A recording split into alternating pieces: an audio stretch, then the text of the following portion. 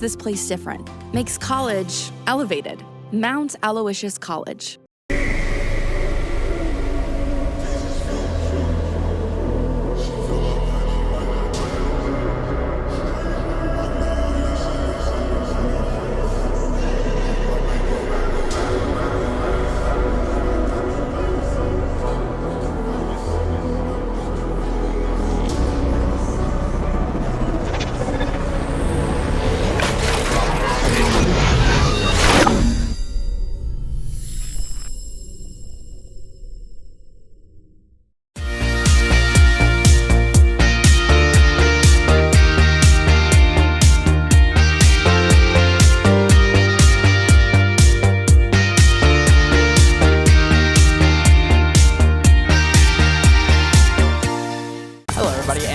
To Showtime here at the Sherman Theater out in Stroudsburg, PA.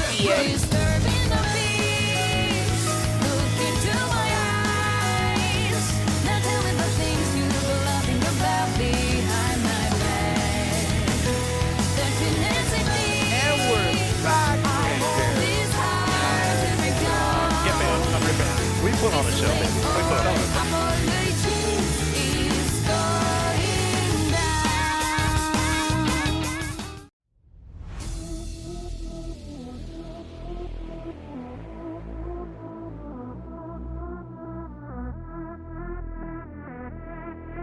Does look like, however, they're going to look to push towards tree. Carrot cake on the other side. Some good trigger discipline could be good. 1, 2, 3.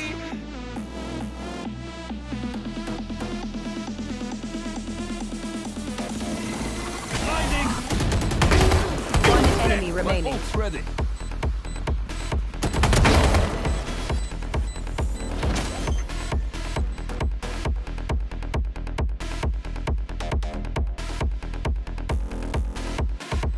Spike planted.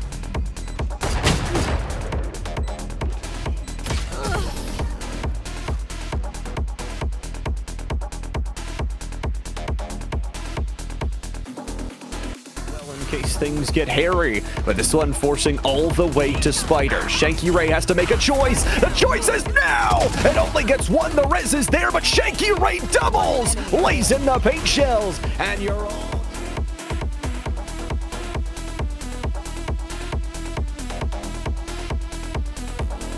With the fight here, they really need to be assisting because this player can do everything right now. Headshot quick onto one lower. Understands that Neptune is up on top and somehow, don't know how it happens, but even still with the first, hopes to run it back and wants to completely win this round by himself. Gets all...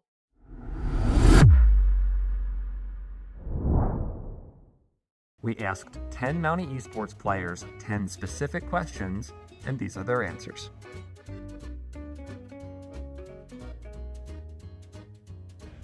Watermelon Ice from Gamer Subs. Ghost Energy, either the cans or the pre-workout, either work. So I used to be a Ghost favorite, but now Too long. White Monster for sure. Monster, the Fantasy Red Ruby. The Mountie GG Gamer Subs that they provide.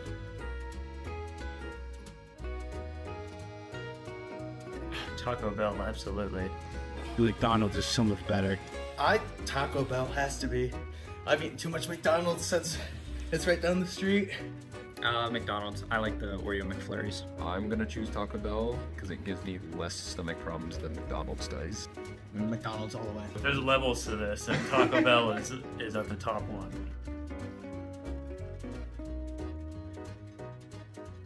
Sheets guy all the way. I actually don't know what Wawa is, but she's. I gotta say Wawa. I grew up with Wawa, and I just think the food's better. Sheets is the best thing to grace our planet. I'd have to go with Sheets.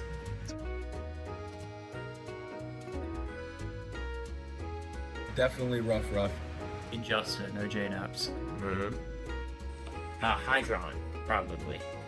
Probably T-Crow. Either Skippy or T-Crow. Croc.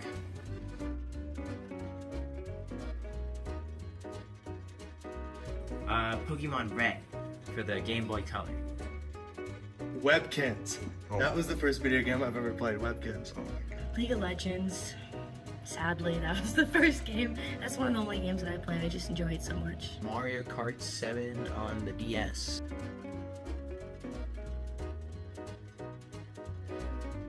No bully. Probably PGE. Some of the top maps. Definitely PGE. Angry Ginge or somebody in that realm, like Speed and stuff, they're pretty funny.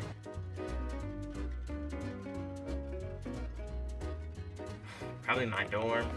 Definitely Birchie. I think the pond is one of the greatest schools you can play. The library, it just got renovated and much nicer, much quieter. Definitely my room. Probably the IT area and the library.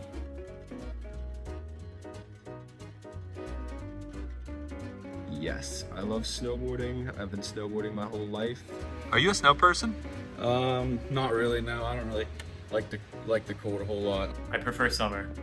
Only for playing Snow Day in Rocket League. No. Yeah, I love snow. Oh yeah, I mean, I'm from upstate New York. I love snow. I think it's so fun.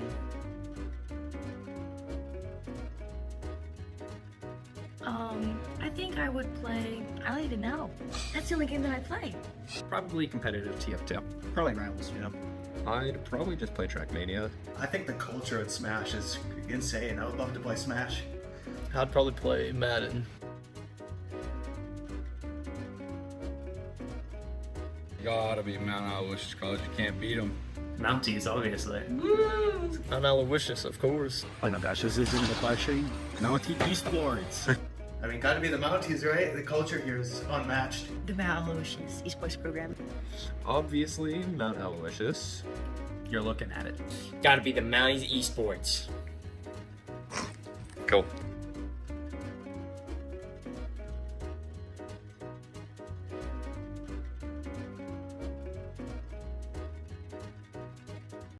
You have more important things in life to think about than your internet. At BreezeLine, we propel life forward with home internet so reliable, you don't have to think about it. With a team that goes above and beyond, fiber-powered speeds up to 1 gig, and 99.9% reliability at any hour, in any room. You won't have to think about your internet again. Go to breezeline.com for internet that propels life forward.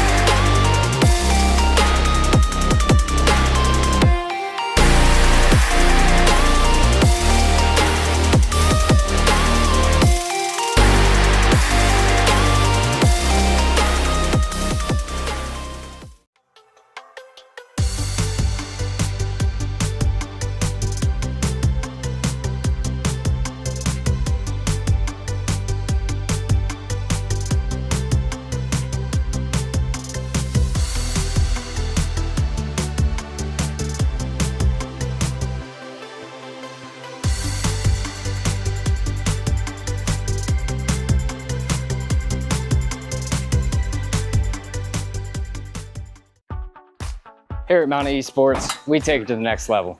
Our players have the ability to travel, compete, and even participate on the caffeine committee. Check out the Insta to see what's new with Mountain Esports today.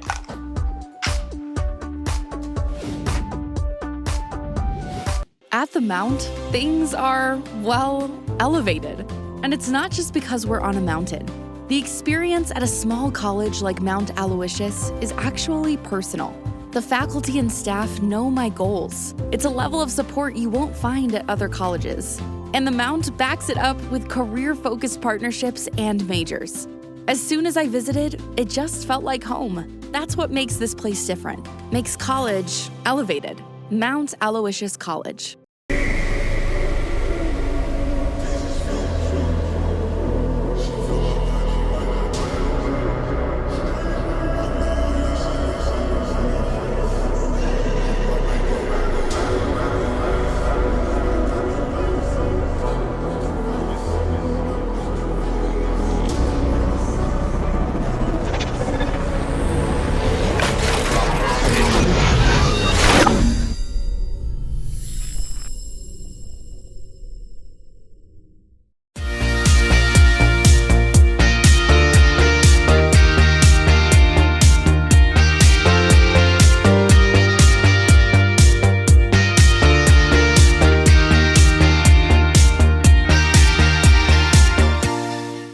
everybody, and welcome to Showtime. Here at the Furman Theater out in Stroudsburg, PA.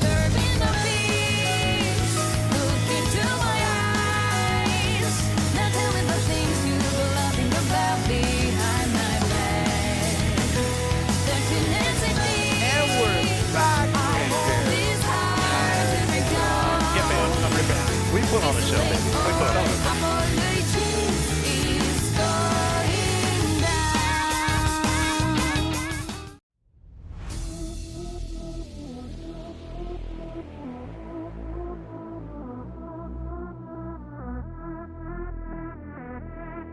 It does look like, however, they're going to look to push towards tree. Carrot cake on the other side. Some good trigger discipline could be good. 1, 2, 3.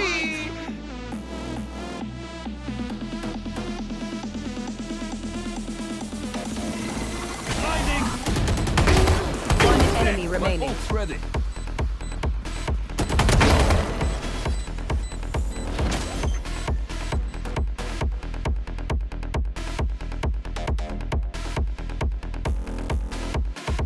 Spike planted.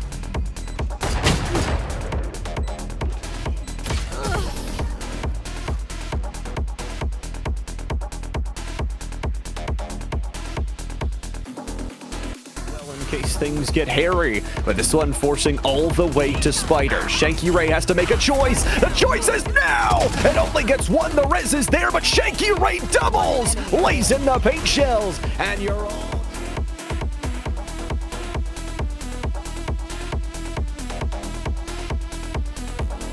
With the fight here, they really need to be assisting because this player can do everything right now. Headshot quick onto one lower. Understands that Neptune is up on top and somehow, don't know how it happens, but even still with the first, hopes to run it back and wants to completely win this round by himself. Gets all...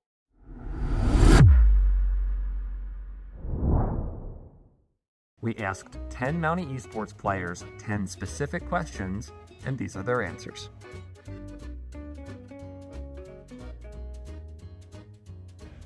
Watermelon Ice from Gamer Subs. Ghost Energy, either the cans or the pre-workout, either work. So I used to be a Ghost favorite, but now Too long. White Monster for sure. Monster, the Fantasy Red Ruby. The Mountie GG Gamer Subs that they provide.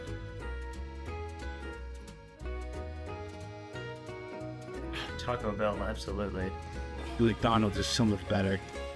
Taco Bell has to be. I've eaten too much McDonald's since it's right down the street.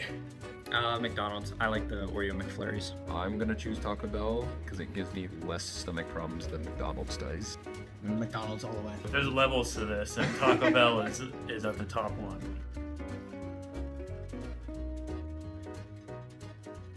Sheets guy all the way. I actually don't know what Wawa is, but she's. I gotta say Wawa. I grew up with Wawa, and I just think the food's better. Sheets is the best thing to grace our planet. I'd have to go with Sheets.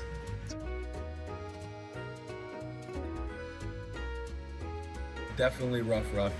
Injustice, no J-Naps. Hydron, probably. Probably T-Corral. Either Skippy or T-Corral. Croc.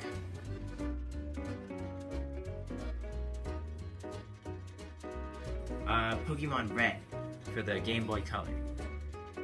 Webkins. That was the first video game I've ever played. Webkins. Oh my god. League of Legends. Sadly, that was the first game. That's one of the only games that I play. I just enjoy it so much. Mario Kart 7 on the DS.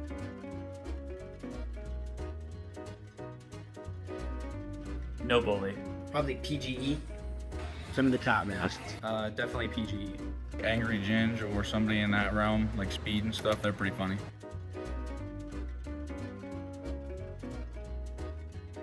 Probably my dorm. Definitely Birchie. I think the pond is one of the greatest foods we can buy. The library, it just got renovated, much nicer, much quieter. Definitely my room. Probably the IT area in the library.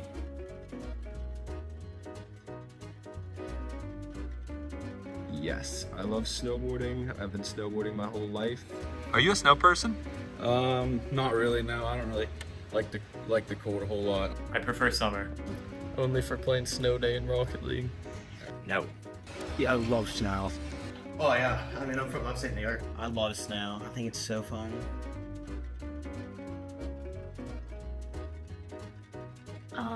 I think I would play, I don't even know. That's the only game that I play. Probably competitive TF2. Probably Rivals, you know. I'd probably just play Trackmania. I think the culture at Smash is insane. I would love to play Smash. I'd probably play Madden. Gotta be Mount Aloysius College. You can't beat them. Mounties, obviously. Mount Aloysius, of course. Oh my gosh, this isn't the flashing. Mountie Esports. I mean, gotta be the Mounties, right? The culture here is unmatched. The Mount Aloysius esports program. Obviously, Mount Aloysius. You're looking at it. Gotta be the Mounties Esports. Cool.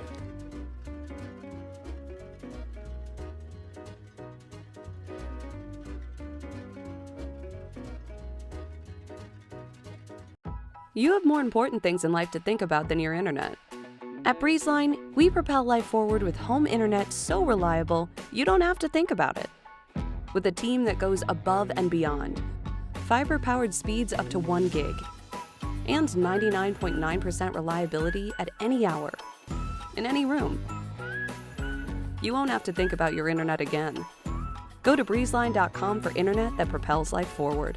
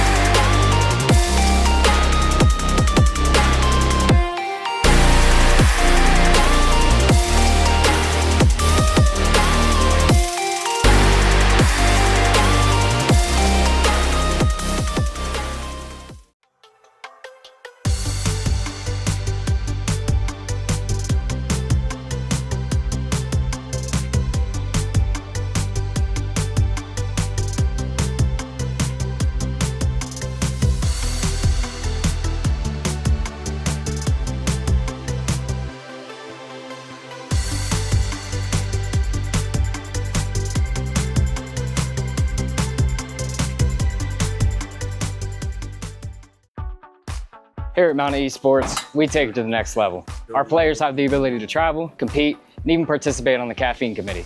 Check out the Insta to see what's new with Mountain Esports today.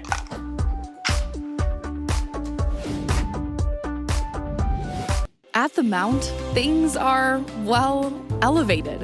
And it's not just because we're on a mountain. The experience at a small college like Mount Aloysius is actually personal. The faculty and staff know my goals. It's a level of support you won't find at other colleges. And the Mount backs it up with career-focused partnerships and majors. As soon as I visited, it just felt like home. That's what makes this place different. Makes college elevated. Mount Aloysius College.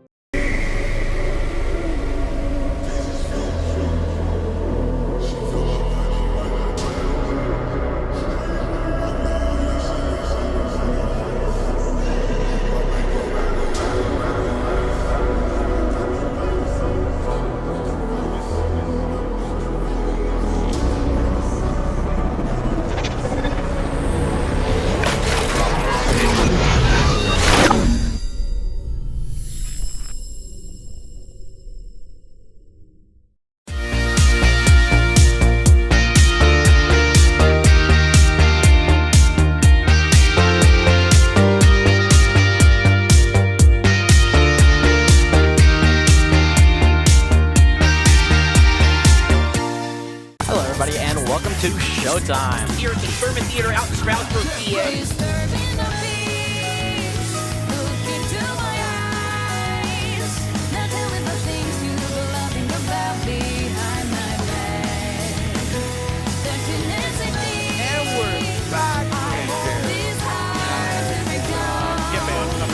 We put on a show, baby. We put on a show.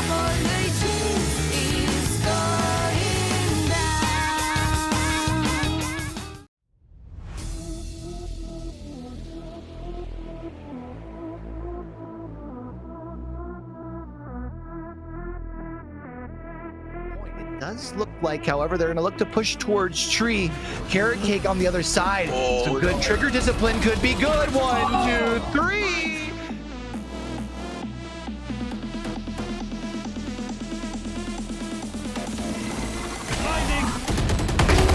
One enemy remaining. Ready.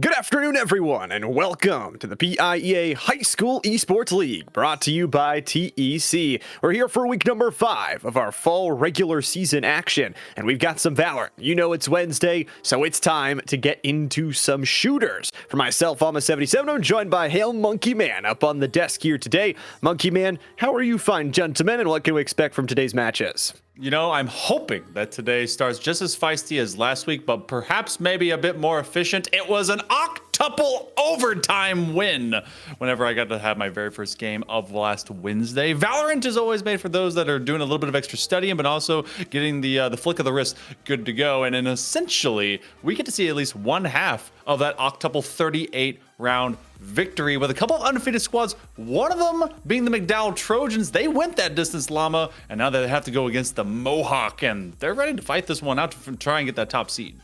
Yeah, I mean, both of these two teams are 2-0 throughout the Penn Conference, so a top-level matchup of the exact same conference, and with only 1 week of the regular season left to go before we hit those conference playoffs, a win now is more important than ever. As per usual, though, we switch up map pool every single week, and you get sort of a pick band from that 3-set of map pool. For today's map pool, we've got Corrode, we've got Lotus, and we've got Sunset. The teams have decided to ban away Corrode and Sunset for our first match of the day, and we're headed to Lotus.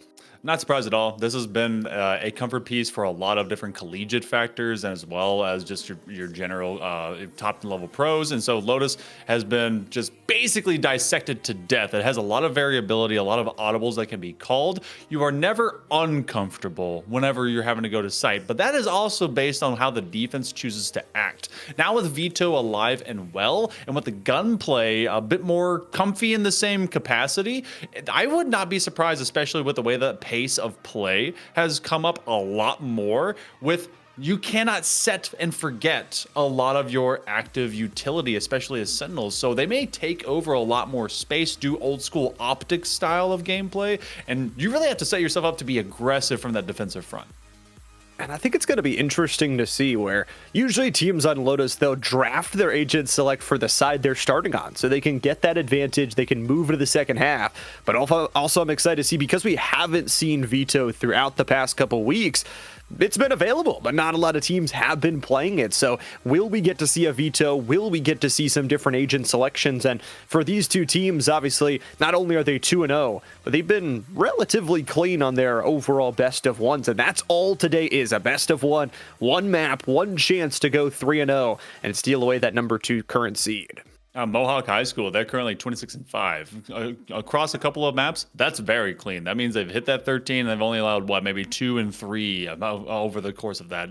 On the opposite end, McDowell, it was basically an old school Big 12 shootout. It was 38 rounds. They decidedly were like, you know what, your best, our best, keep sending the rest and see what's happening. The big players that I'm looking for, America was one of their key smokers, I think, on the side of McDowell, alongside Melanian. I think that combination really spelled some cool, at least just in-sync symmetry for them to be able to work with and just synergizing together on sites. Kermit ends up being that player that I'm going to look at in an opposite duel from Ghost for Mohawk. Ghost being one of our last season's all-stars. So I want to see if they continue to pop off. They go with a lot of comfort picks, often a Reyna, and Reyna is, you know, pretty static and pretty good right now. So I wouldn't be surprised if we get to see them moving into this. And Veto, I feel like Veto probably will just not be seen yet. They even as new as they are, it usually takes about 2 or 3 months and a patch change for anything to really kind of shift the dynamic. And there's just so much power that you can get from having a chamber these days, which is the foil to a Veto. So probably won't see him. I would love to see him. I want to see if it all works out.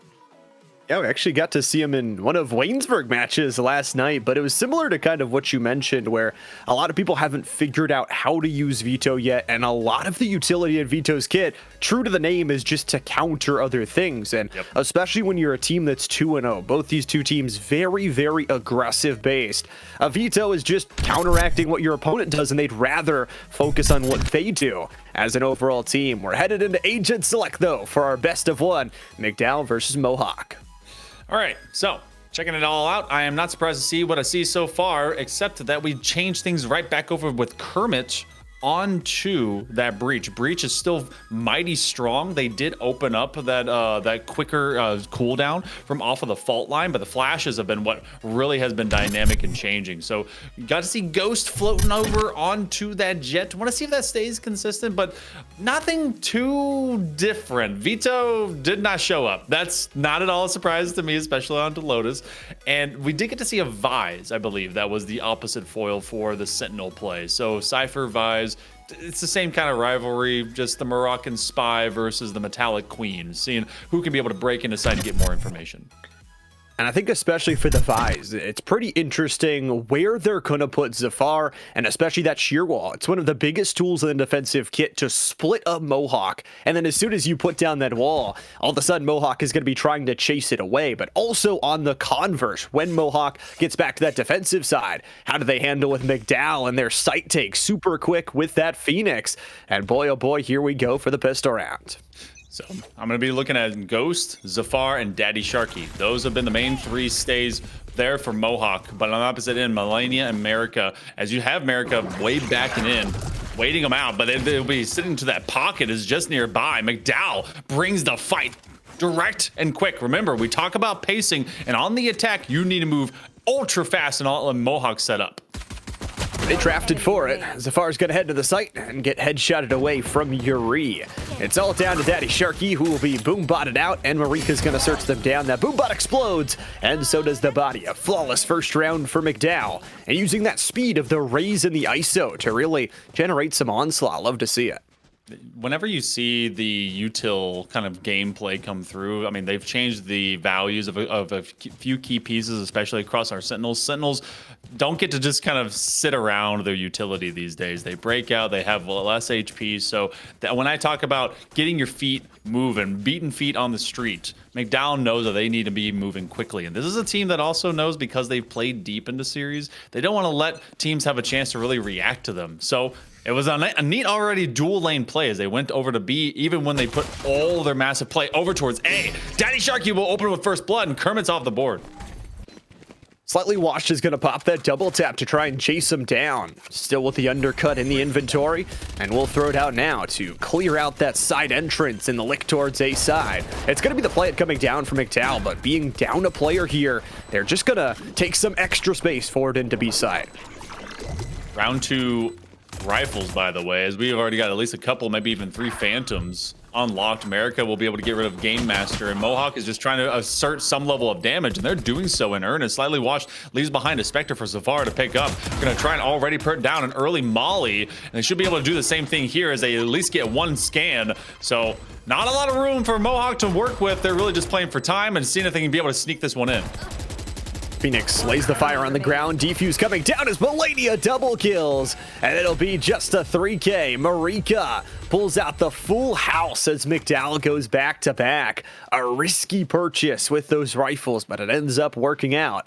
And now we'll get to see from Mohawk what they've got in terms of their rifles. This will be near essentially a full rifle round based on the economy that we're getting, and based especially with the light shield and the regen shield. So a round 3 non-bonus. You get actually 3 that are bonused up from McDowell's side, but otherwise, I mean, we already got ourselves a rifle round. That's huge. And if McDowell takes advantage of this moment, Mohawk might be in a financial recovery for a long time.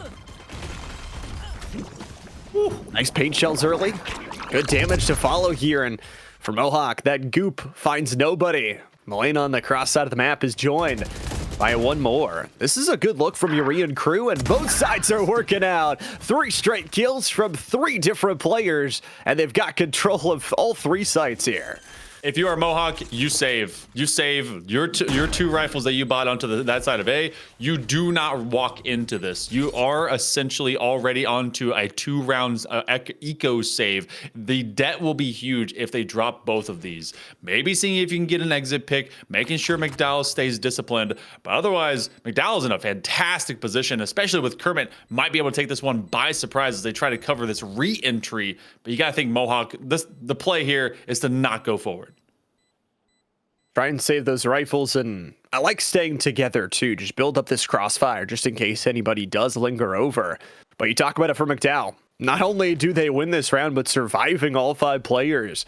The economy is going to feel phenomenal, and those ultimates are going to be built up to their best degree already. So 7 players survive here in this round number 3. McDowell out to a good early lead on the attacking side of Lotus. I'm liking at least knowing when you have to let that round go from out of Mohawk. I've seen some teams, again, we talk about the fundamentals of play, and especially in the scholastic and high school scene, kind of run away from our players and making sure to manage your general eco. And good looks to keep what you had.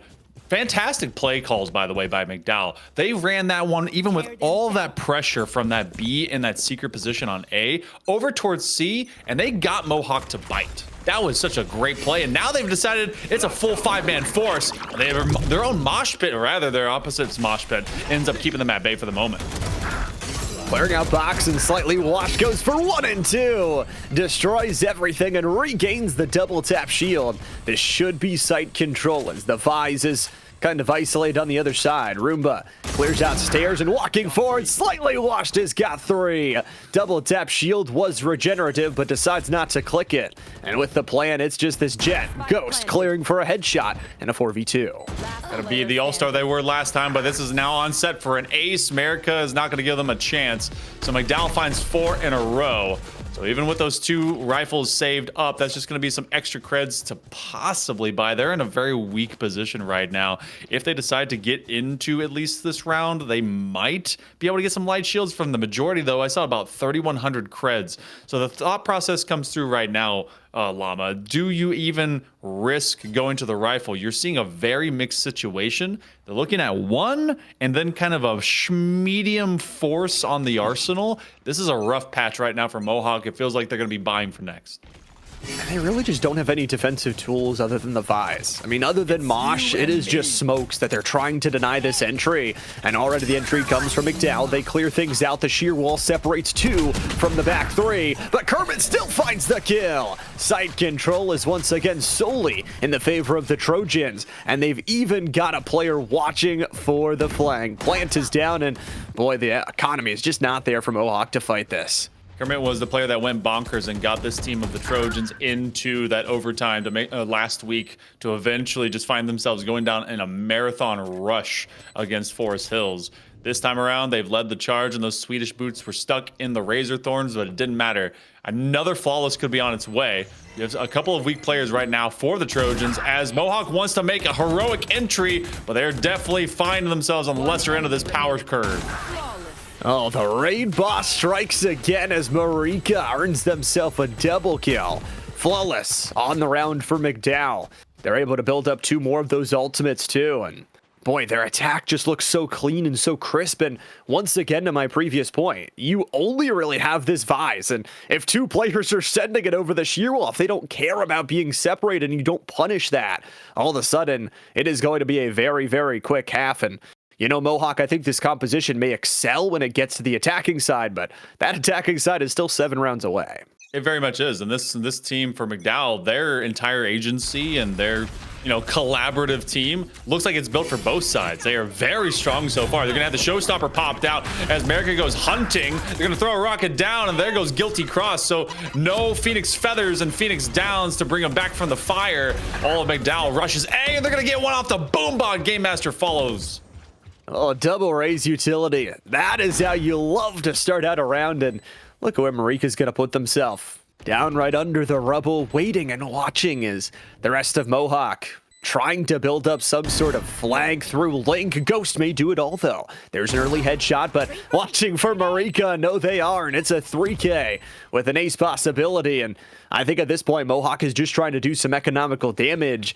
They have no real space to retake the site.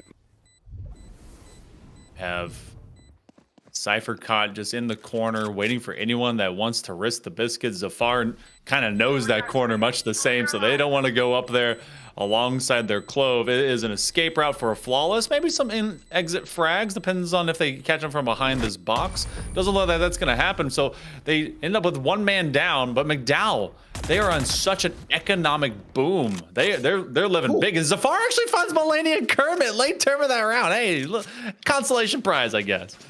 A couple double kills, why not? Bring it to the end of the round, but go back to that last round, and losing Phoenix so early on actually really hurts Mohawk. Not only do they not have the hot hands to put on the ground to deny that space take, but Phoenix was the only Mohawk member with an ultimate in that previous round. Just could not use the run it back, and McDowell have yet to lose a round 6 straight. It's not exactly like you have a hyper limited amount of information that can be gathered from this agency as well from out of Mohawk. But they're playing for the B squeeze. Now as they throw the Rolling Thunder, that one has been narrowed out by recent patches. So they do at least catch one person popped over towards Secret. You can throw the Mosh up top towards Heaven. A little bit of chip damage, but the salsa still tastes fine. Slightly washed. They want to get aggressive. This is a very ambitious position. That camera will cover the rest of them. They're going to use that orbital strike to try and clear him out. And there goes Guilty Cross. This is to try and take guns out of hands with the Steel Garden.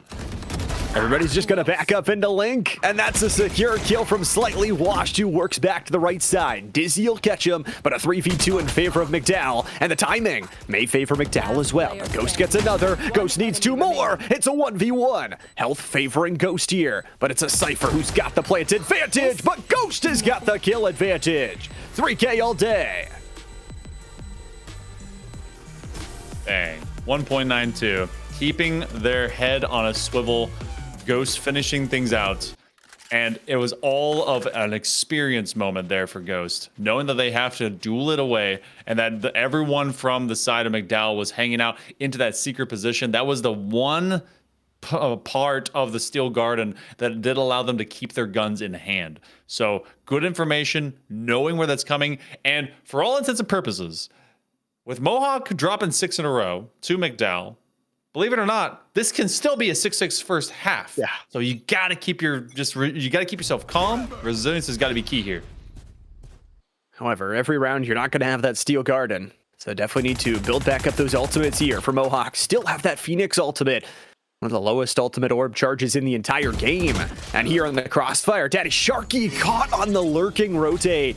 And that means go, go, go. Without the smokes, it is just going to be a set 4. Double tap shield already popped. Undercut to clear out the site. And McDowell has all the space in the world. Whenever I first saw the kit of any good ISO, it always felt like an initiator. Just leads in, guides the squad, and it feels like you're just on a field trip with a fantastic kind of leader at hand. Kermit will clear out Guilty Cross, and as they take over site, they go hunting. Got to be ready for this flank. Zafar gets flashed out from the flash point. They see 2 targets. It's actually the one hopping behind Kermit that catches Zafar off guard.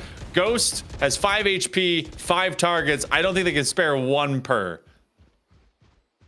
18 bullets as well, not the ideal scenario here, and I think Kermit's going to chase this down. Ghost gets 1, but that's all they'll get. Marika, a nice little trade. McDowell, guaranteed half win for themselves, and I love that they're able to use the opposite side of the map and kills through spawn and kills through mound in past rounds to be able to activate the speed to go as fast as they want into the A side.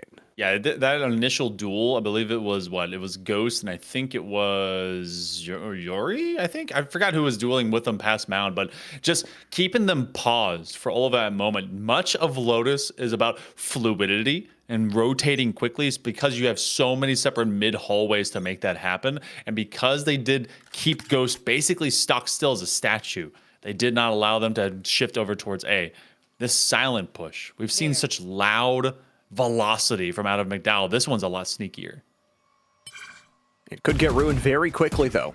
Ultimate orb gets taken. and that door should be opened here soon, but instead they're already into the site. The sheer wall cuts off the one player in ISO who does have the shield to push further forward. Zafar taken down, and it's Kermit who earns another headshot as well. Everything coming from the spawn, and once again, McDowell has just so much control. It's all coming up Zoidberg right now here for Mohawk as McDowell. They'll also have a rolling thunder. Got to prep as well for the double flank.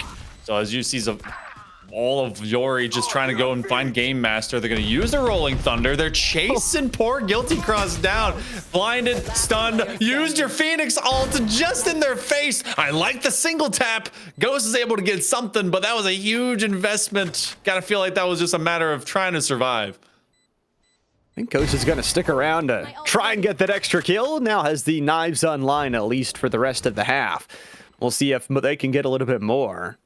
Still would have to get the defuse and a lot more after that, so definitely gonna be an explosion of the spike, but that's 3K. Ghost looking for even more with the left side look, and with 74 HP, Yuri will finally put them in the dirt as well. McDowell, their speed again has been so flawless, but I like what you talked about at the start, a very slow hit, a very patient look, where they don't really make noise, and again, the one big defensive tool in Mohawk's kit is that sheer wall. And McDowell just saying, we don't care. We're going to win a 1v1 duel anyways. You can't just solo up your Vise. We're just going to run it over.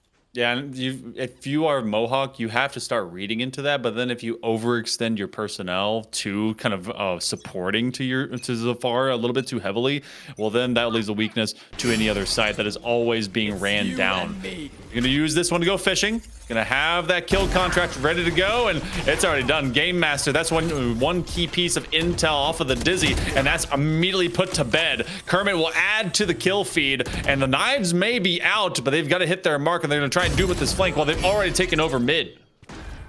Sharky just didn't have the ability to really get anything there, is slightly washed, able to get another kill from behind. Ghost has found one. Daggers are out here.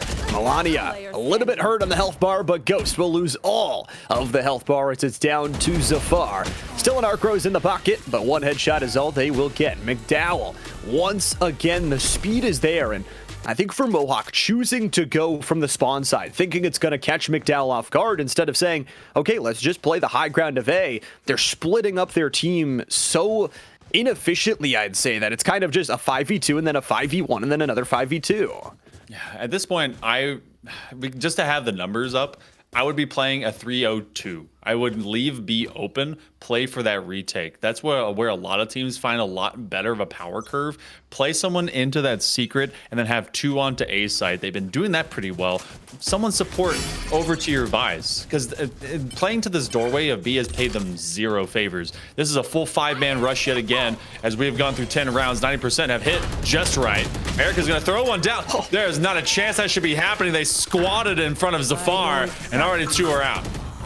Oh man, and even launches the pain shells ricocheting back at themselves, and the team finds space here inside. They'll plant it safe for Mound, and sure, the waterfall attack is coming. Ghost is able to get one, but Slightly Washed is so far forward. You need this door play, this flank to work out, or else the round is over. All down to Game Master, and now the game has been mastered by the Trojans. We go to the final round of the first half, and a lot of weapons left behind. Just some key moments. I feel like the mechanics kind of get to you when you're frustrated and flustered. I didn't really call it frustrated. I feel like that would, I think that would match the mood right now for the Mohawk Warriors. But McDowell have done plenty of work. The op finally will come about. Strange hands to put it in for your ISO, but you know what? At this point, this is their playground. With that double tap, it makes it a little bit interesting, where you could take some fights maybe you usually wouldn't take. 3 ultimates available for Mohawk. If you don't lose them, or if you don't use them, you will lose them rather. Slightly Washed is going to make sure that Mohawk is already down a player, and that is your Phoenix. So a flash is gone. Here comes the not dead yet from the Clove as they go. There's another kill from Marika. 4v3 here as a flash to clear out everything else. Kermit going crazy. The slice and dice works, and McDowell maybe on board for another round. Kermit was the mightiest Muppet last week. Definitely was able to get everyone calmed down from the Trojans and showcasing that experience to make sure that they get into those big overtime moments. And apparently it has led into them being an even greater leader into this one. 10-1, general control. Kermit finds another one as they clear out Ghost. The Steel Guardian will come up. There's another, but they're way off site. Opt for funsies. They will miss the big 50 cal. It's just a duel to end it. And this will be all ones, 11 and to one of them from the Warriors. McDowell is a couple away from taking this BO1 and been looking pretty good. And theoretically, if McDowell win this pistol, it's pretty much over. They'll go into a bonus. They'll have that advantageous weaponry.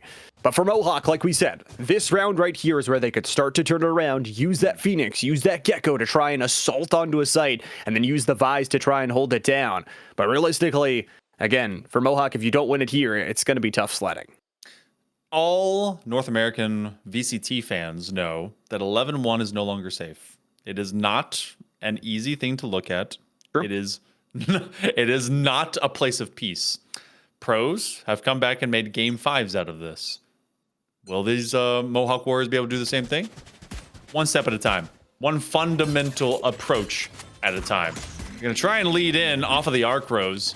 Odd placement for it as they wanted to blind in one. They wanted to make this immediate duel. Ghost, of course, is going to be the first one pushing forward. The key thing here is that they can get scanned out off of these tripwires, see if they can get beyond that, and that's why they leap forward.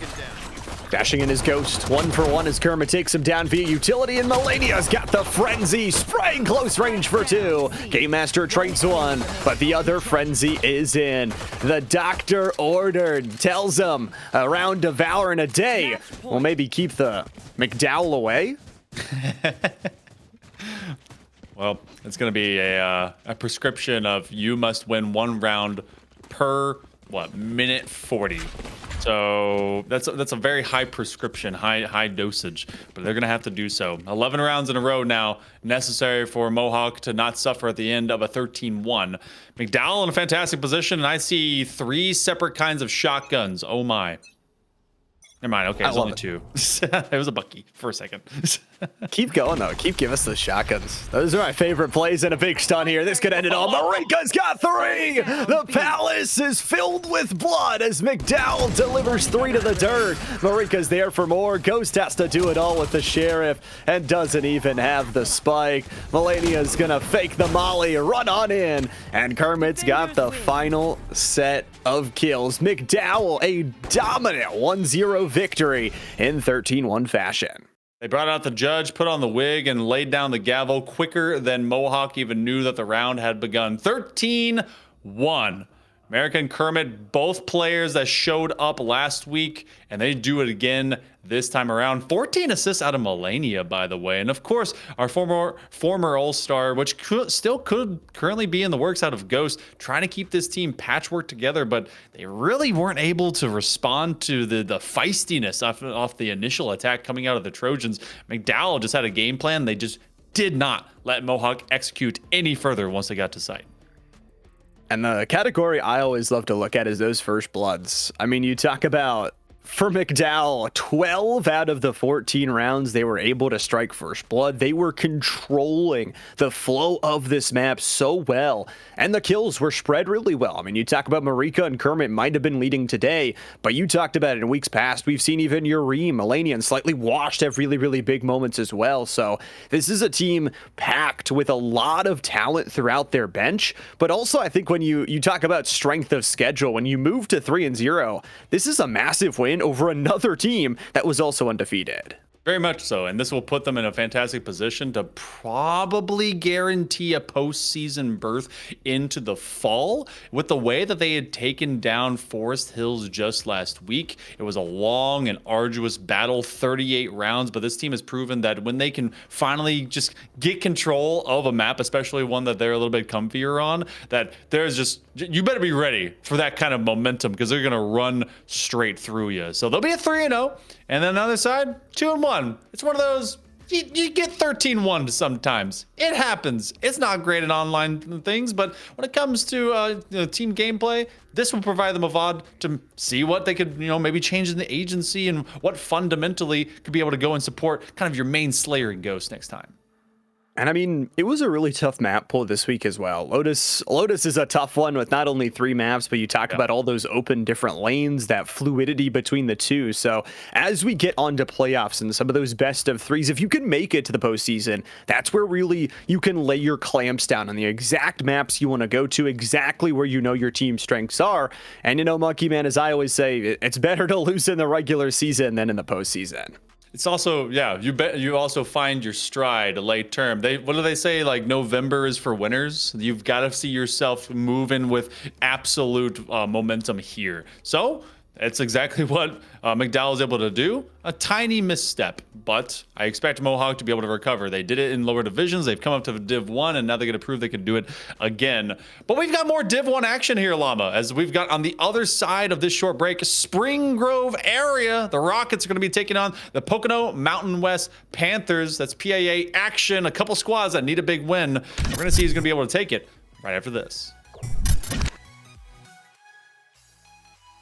After this. He's trying to hit the button, guys. It's okay.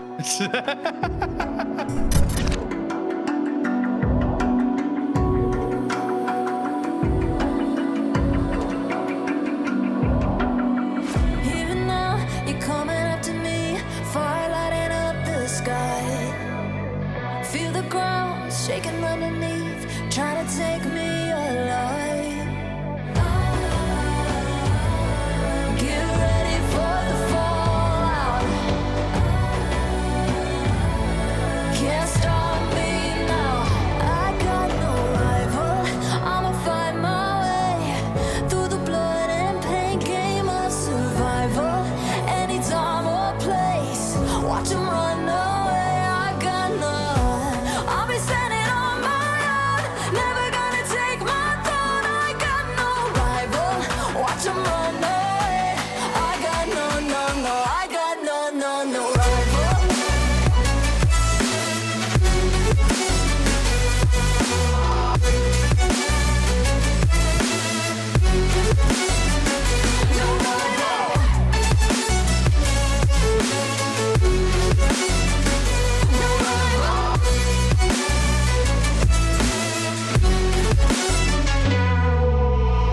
Tell me now, what you gonna do? We can do this face to face. The reckoning is coming real soon. Doesn't matter what you say. Try to tell you this is not a moment. Can't take mine 'cause I own it.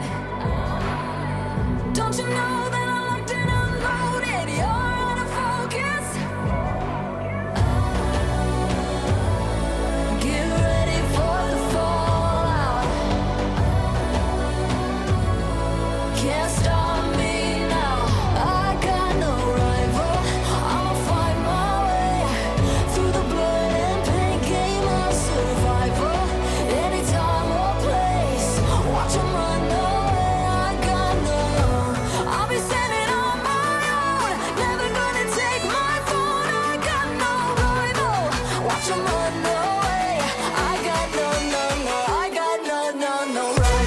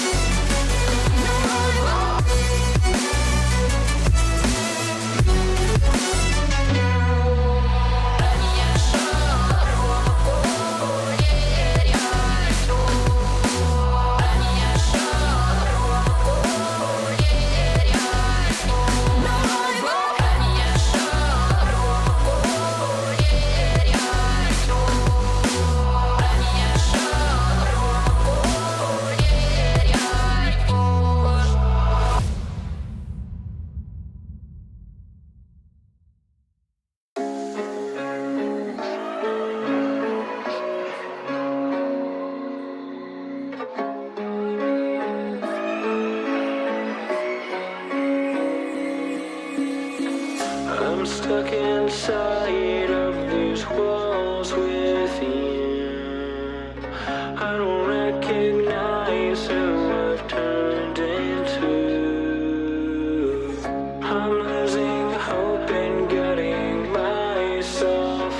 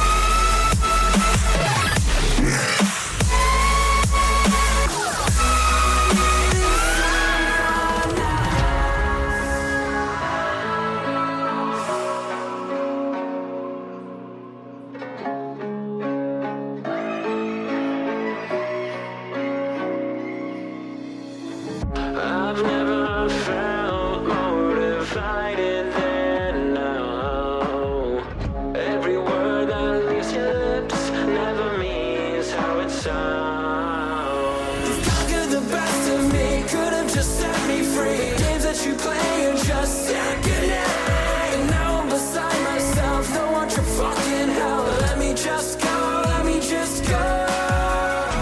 And don't you lie to me.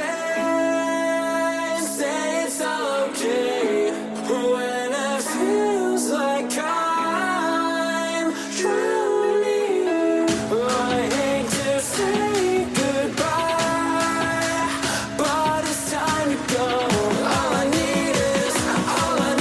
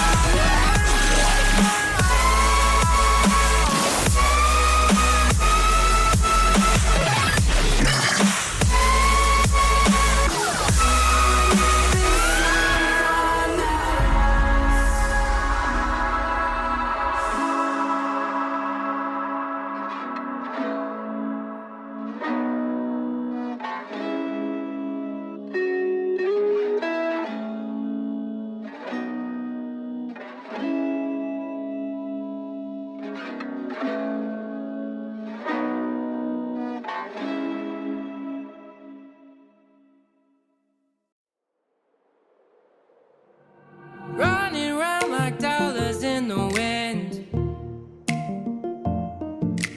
bending over backwards just to let you in. I told you that one day ain't never enough. You tell me I hate you, I still call you up. If we don't got trust, we can never have love. I was putting in the hours, I was.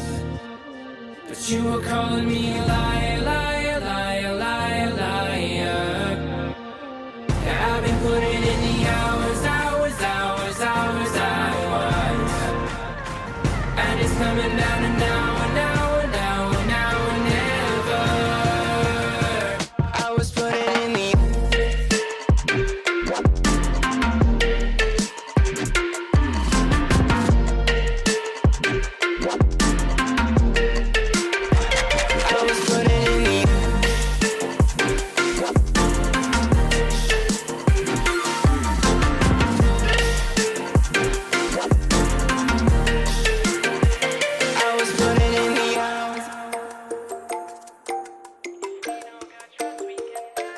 I'm sick of fighting the things that you said. I don't wanna burn all our bridges ahead. I'm tired of going to bed when you left me on red just to turn up the noise in my head. I told you that one day ain't never enough. You tell me I hate you, I still call you up. If we don't got trust, we can never have love. I was putting in the hours, I was. But you were calling me a liar, liar, liar, liar, liar. Yeah, I've been putting in the hours, I was. And it's coming down to now and now and now and now and never. I was putting in the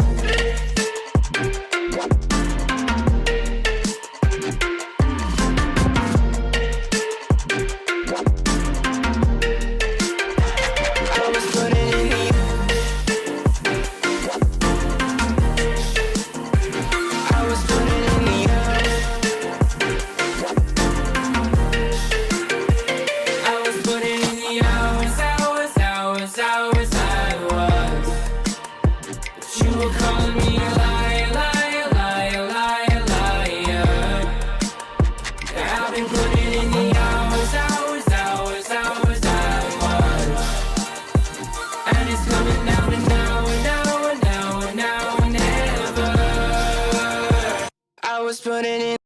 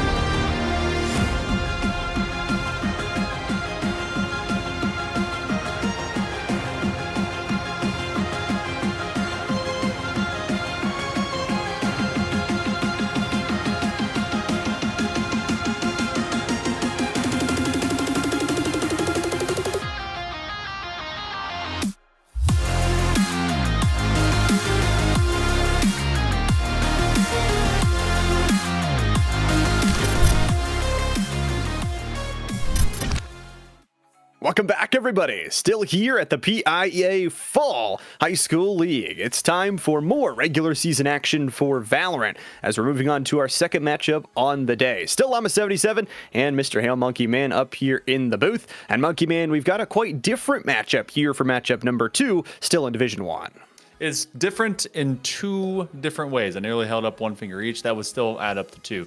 Because we have teams that are not undefeated. We in fact have teams that are looking for their first win and trying to stay in the hunt. As we got Spring Grove, the Rockets at 0-3, taking on Pocono Mountain West. I believe they are at 1-3. So it is essential, quintessential, for both these squads to get a win, and for Pocono especially, they have a better pathway right now to get themselves into playoff positioning. And the other side, the double header and double whammy of differences, is when we're changing maps this time around. You won't be seeing 3 sites. You're just seeing a couple. We're going to LA for that one. Headed off to Sunset, and it's one of my personal favorite maps because how fast you can rotate through mid, undercut the backside through the attacker side. So there's a lot of rotating flexibility, and especially in a best of 1, can bring some excitement for these 2 teams. The other difference, along with the other ones you mentioned, is these 2 teams are in separate conferences. So although this is a matchup for them to pick up an interesting win later on in this regular season, a win here won't necessarily hurt the other conference or help anybody else. Not really at all, but it'll definitely help out, just kind of get yourself moving. And I am seeing someone float a veto, and then I'm being debated. That's fine. We'll see how that one eventually goes around. This one actually would be a pretty strong map overall for veto to shut down immediate entry, because you're trying to cover not just one, but at least a couple of direct entry sets, especially if you go out to direct mid. But let's talk about what we see already. The Comets, they are picking up the Fade Wombo combo alongside Your Mom's Cool onto that Breach. In fact, triple initiator, no smoke. Cyber cages out of Goober are going to be at a high premium to try and get them some gap coverage.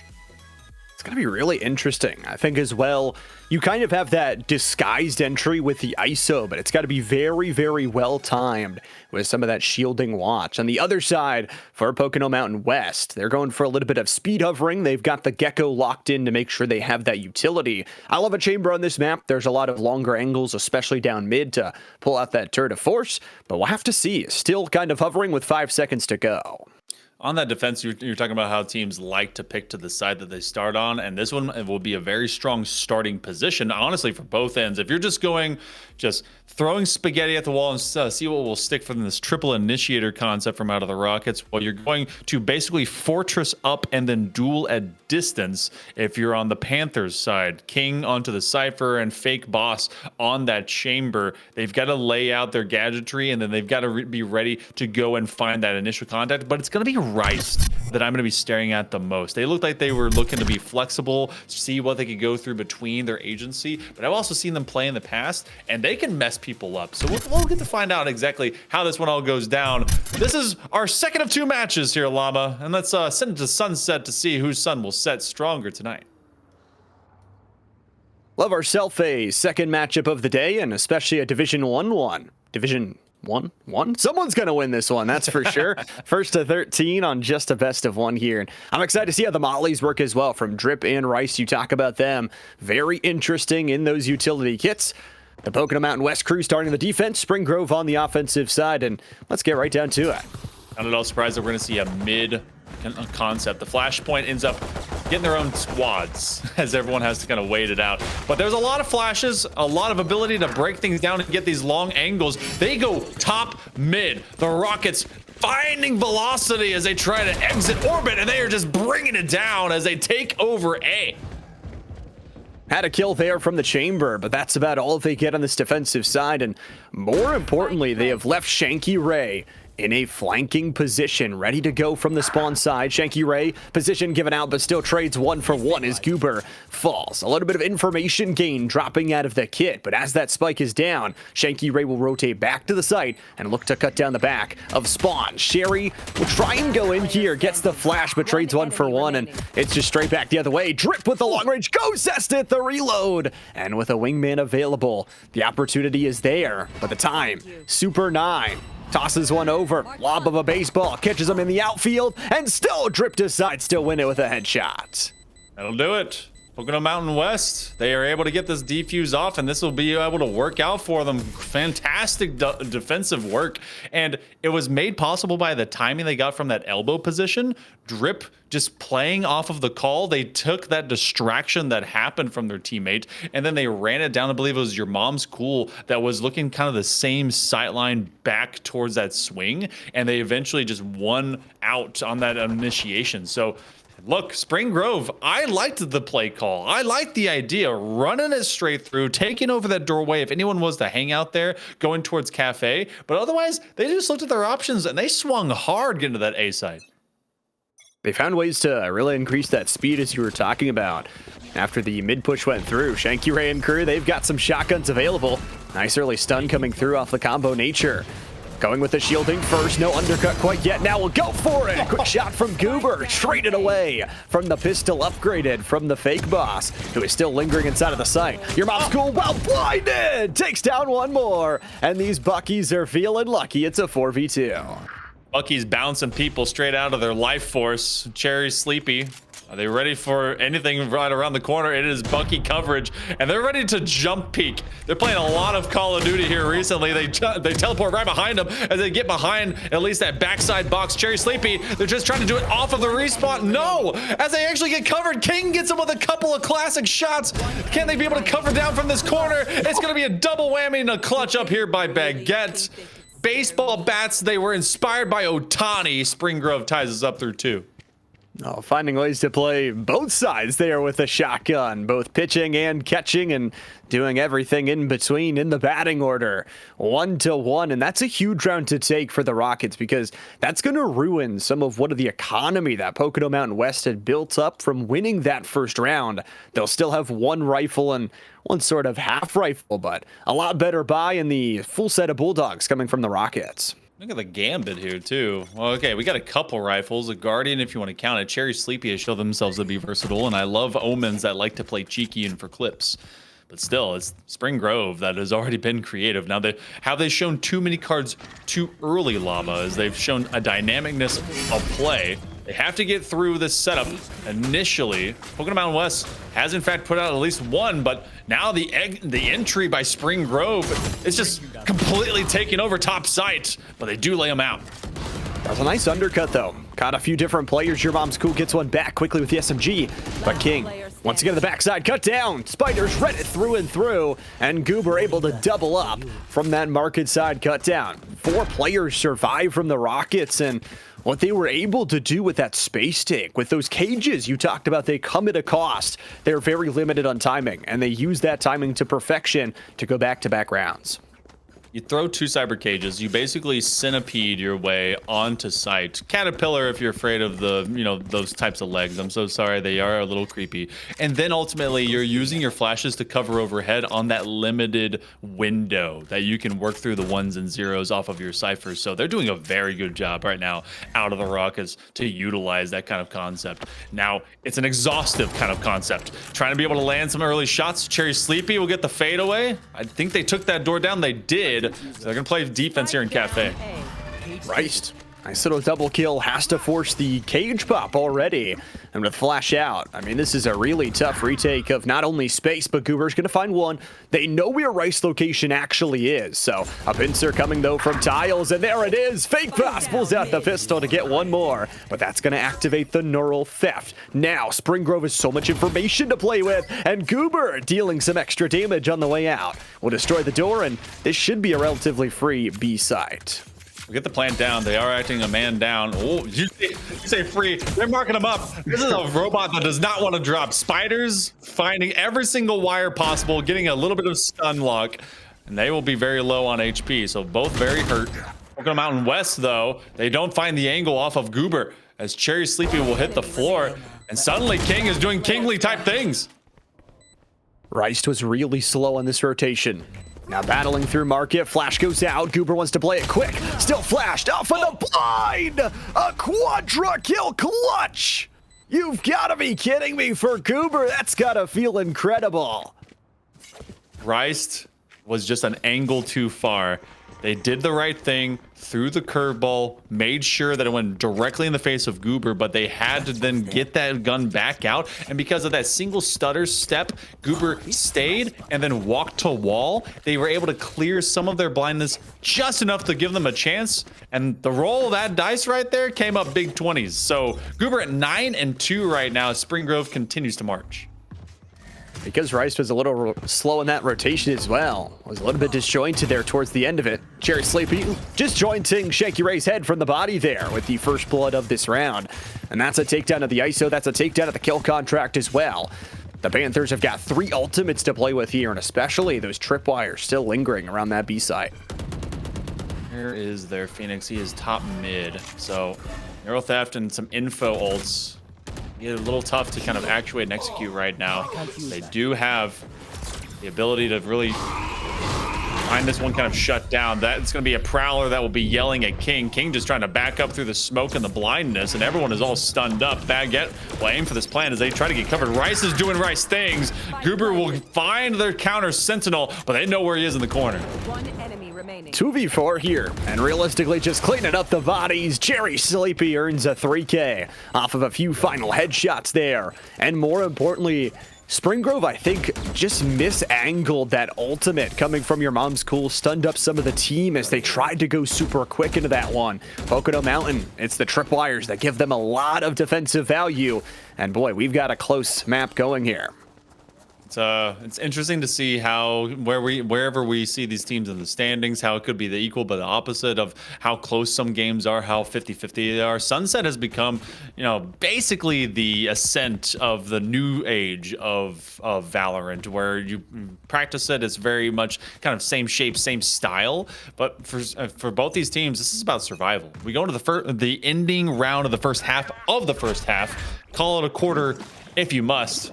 But there's going to be 4 of them if this intends to go the distance. That Tour de Force is popped. So they're going to be ready for if they can find any of those key markers down mid. But they already cleared out Cherry Sleepy. Fake possibly watching with that ultimate down mid. And it looks like a rotation coming from King to execute closer towards that market side.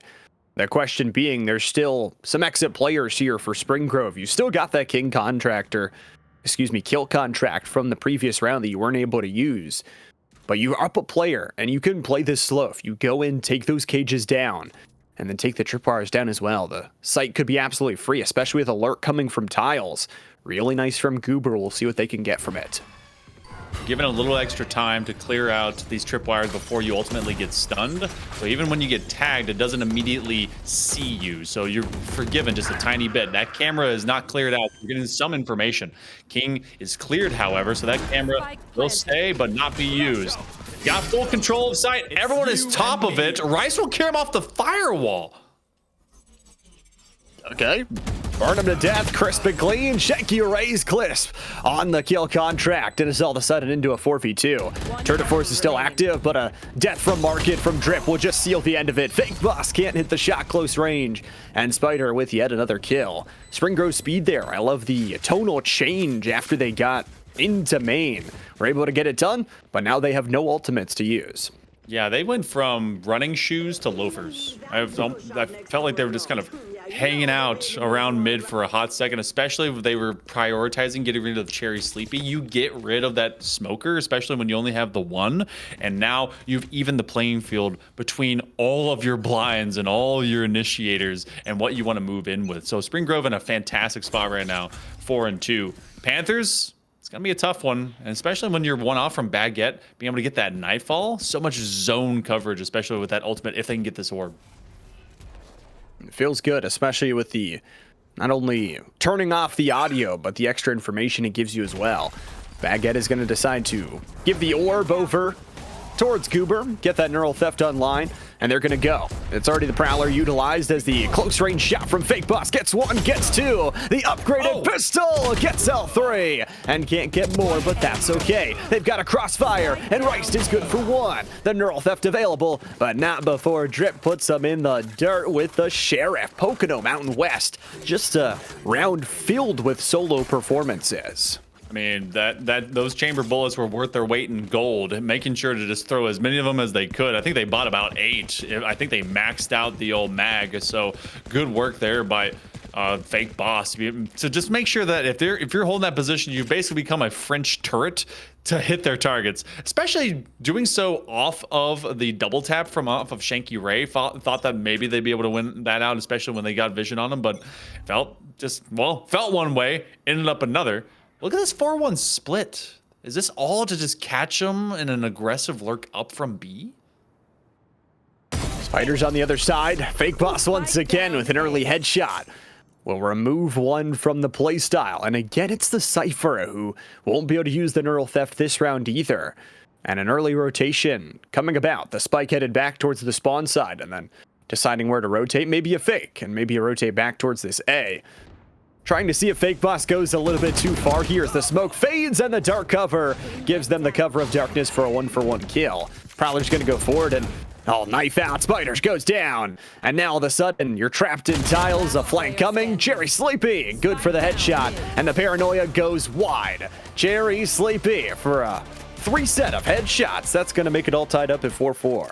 I mean, this is exactly why they prioritized getting rid of Cherry Sleepy in that one mid round where they had to get to 4-2. So knowing that this kind of player can show up in a moment's notice for the Panthers is going to be now part of the game. They've not gone away from where they own this position, Llama. They are always at door. They want to play top side of this cafe position and force them to have to chase. So they know where they need to go, but it looks like they're going to just challenge directly here into theater of main with B.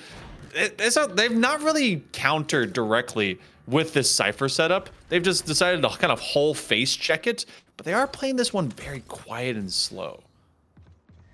King has to be careful here. Nightfall's coming. It's only going to catch the one player, but King is going to have to work with pretty much nothing in the information set.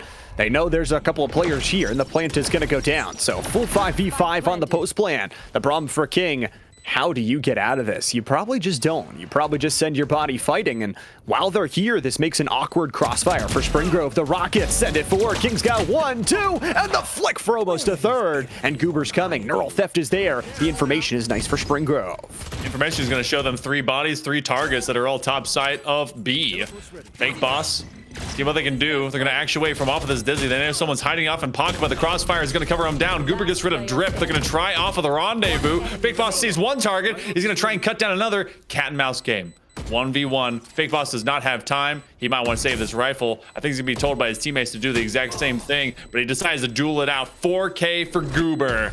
And that's how you keep your lead. The Rockets will go up 1. I killed them.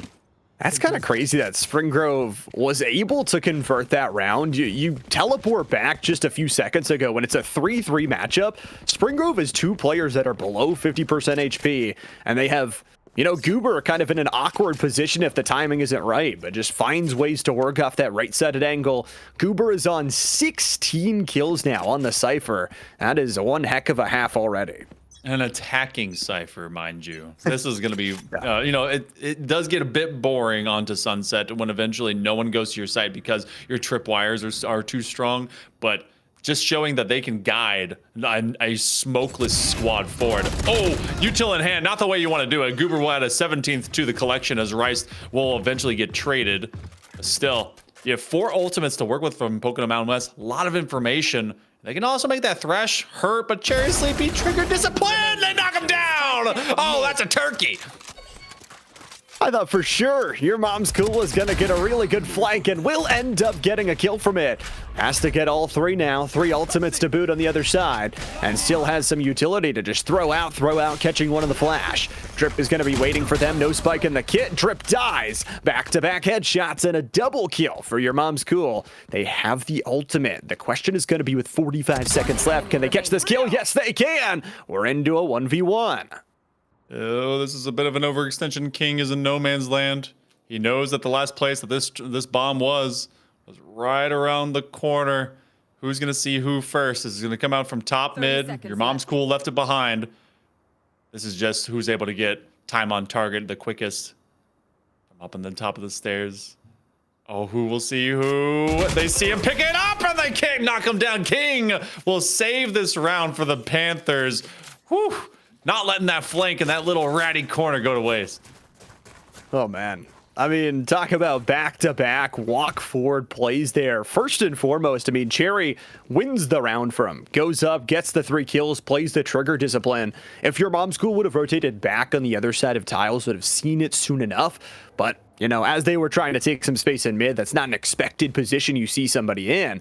And now, although it's 5-5, there are 8 ultimates on the board across our 2 teams. Loud round, maybe loud 2 rounds. Depends on how this goes. You've got a very armored shark ready to leap its way out from the side of Pocono Mountain West, and a very loud boomstick, much the same. They're probably going to wait for that to be the second round. The run it back can be very essential for them to really hold this defense, especially as you combine that with a possible neural theft with a ton of information. But they also might go fishing from the side of the Rockets. This is a low entry of their arsenal. You've got classes, you've got stingers. They're aiming to shut down these tripwires, so they're going to enter from off of their ISO. Can they get this plant off?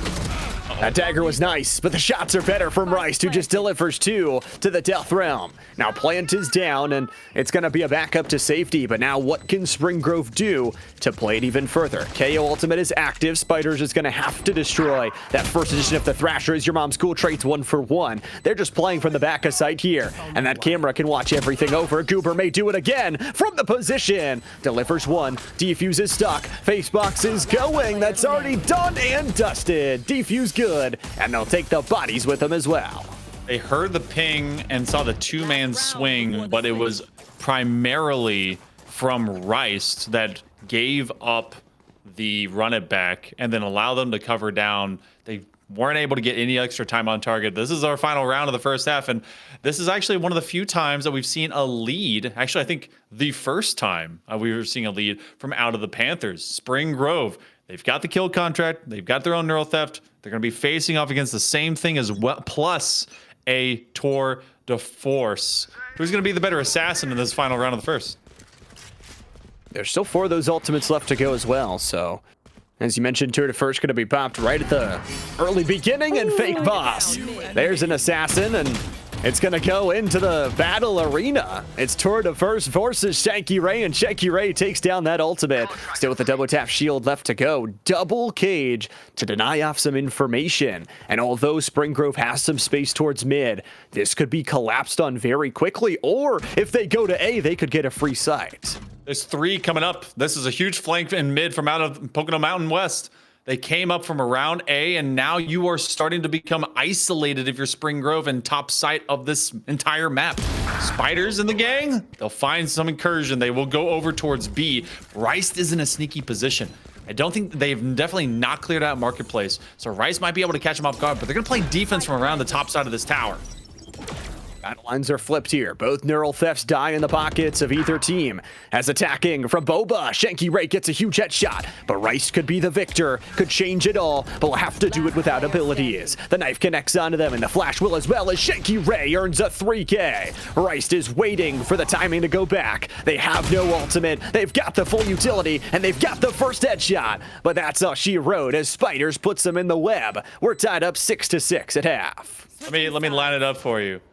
Blinded, suppressed, blinded, stunned. Still got 1. After the end of 4 separate different status changes. But still, Rice caught in a corner.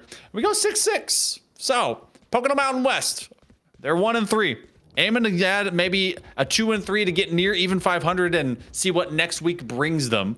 Spring Grove, still looking for that first big match win at the bottom of the standings right now, but this is a team that definitely has brought some variable versatility onto this Sunset squad. So 6-6, let's see how their defense holds up, because I mean, now as you play non-smoke, you have to be very active and online with your utility. Especially talking about Spiders, that knife is going to be critical to try and shut down the oncoming onslaught of utility facing them. And it was such a spread out map as well.